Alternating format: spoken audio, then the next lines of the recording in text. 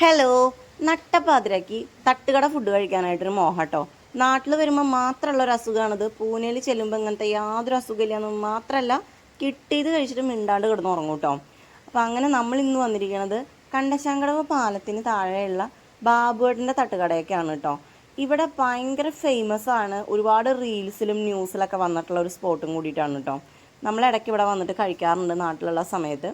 അപ്പോൾ അങ്ങനെ ആ ഒരു വൈബ് പിടിച്ച് മഴയത്ത് പോയതാണ് ഫുഡ് കഴിക്കാൻ വേണ്ടിയിട്ട്. അത്തുട്ടൻ പിണങ്ങിയിരിക്കണത് അവന് മസാല ദോശ വേണമെന്ന് പറഞ്ഞിട്ടാണ്. നമ്മൾ മസാല ദോശ വേണമെങ്കിൽ വല്ല ശരവണ ഭവനിൽ പോയി കഴിക്കൂലേ? തട്ടുകടയ്ക്ക് വരണത് ഇങ്ങനത്തെ അടിപൊളി ഫുഡുകൾ ടേസ്റ്റ് ചെയ്യാൻ വേണ്ടിയിട്ടല്ലേ. നമ്മളിന്ന് വാങ്ങിച്ചേക്കണത് ആടിൻ്റെ ഈരക്കൊലയും കൂർക്കയും, പിന്നെ ആടിൻ്റെ ബോട്ടിയും കൊള്ളിയും, കാട ഫ്രൈ, കാടമുട്ട ഫ്രൈ, പിന്നെ നല്ല ചൂടൻ പൊറോട്ട കേട്ടോ.